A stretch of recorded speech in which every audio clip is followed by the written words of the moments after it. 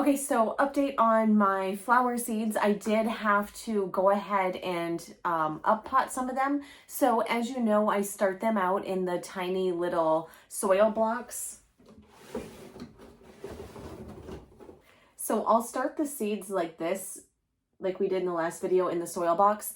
It doesn't take long before they're too big, right? So then what I do is I go ahead and I up pot them. So I take those seeds and I'm going to put them into bigger containers where each one has kind of its own space. Now, it is a little bit of work, and you might be wondering why I don't just start them in these. So the reason why I do that is the soil blocks allow me to only replant the seeds that actually turn into flowers. I don't want to waste a whole bunch of these with empty spots, because if we're being honest, I'm terrible at labeling stuff. And if I don't do a process, I'm not going to label it and I'm going to have another surprise garden.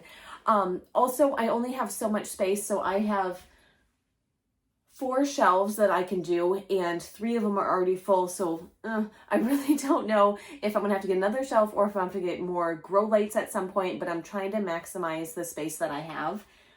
I want to show you one more thing in this video. So what I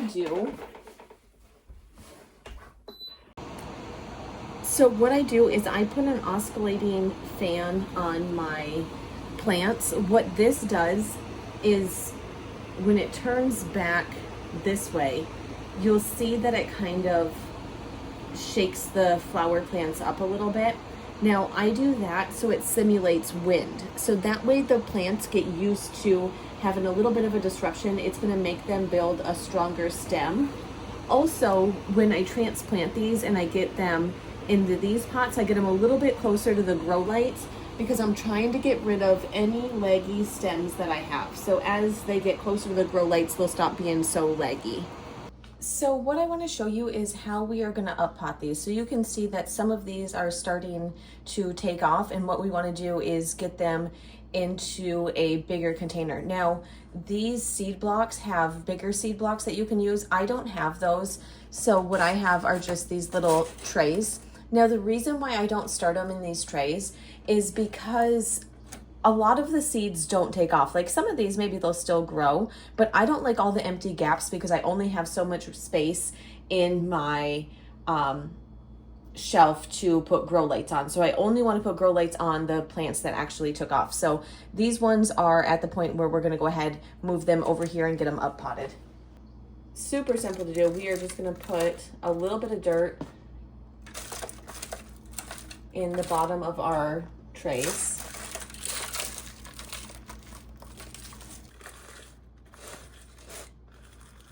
And we're just going to get dirt into each one of these trays.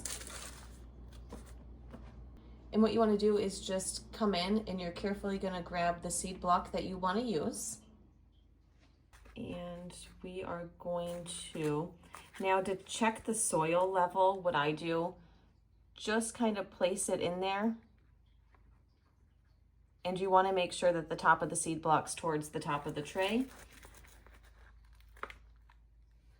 Some of these are just overfilled, so I'm just going to take some soil out of them to put around this one. And we're going to continue to do that with the rest of our flowers that have taken off.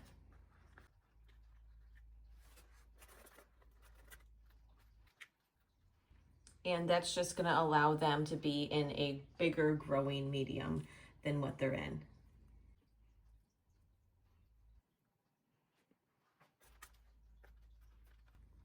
Now I try to get the flower to be right in the center of the tray.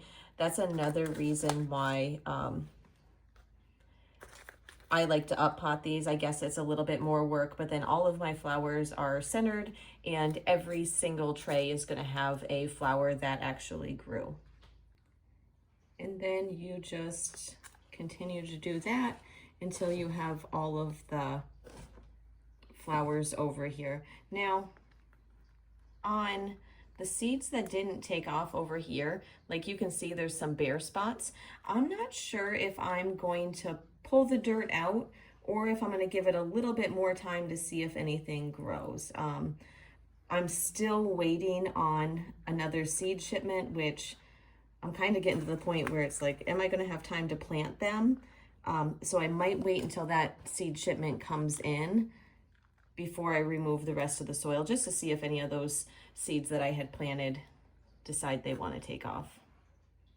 So I forgot that I bought these. So what I'm going to do is I'm going to label my plants with these, and maybe I will do better this year and I won't have a surprise garden.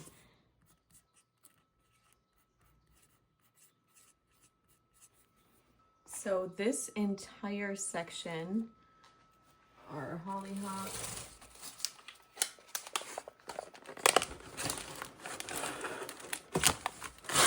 And then these ones are hollyhock, and just this one here is a hollyhock. So let me get these filled in, and then I'll put some more labels in. So every plant's going to be a little bit different. These are the cosmos that I planted, and they're a little bit leggy and a little bit wild. So I'm going to have to get the grow light closer to these.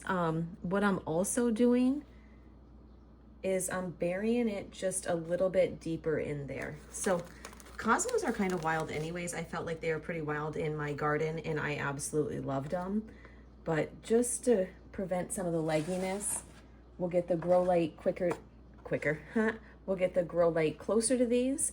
Also, what I started doing is I started putting a oscillating fan on my plants, so then they're kind of getting some of that natural wind movement, which will help toughen these up a little bit. So we'll get these planted in here.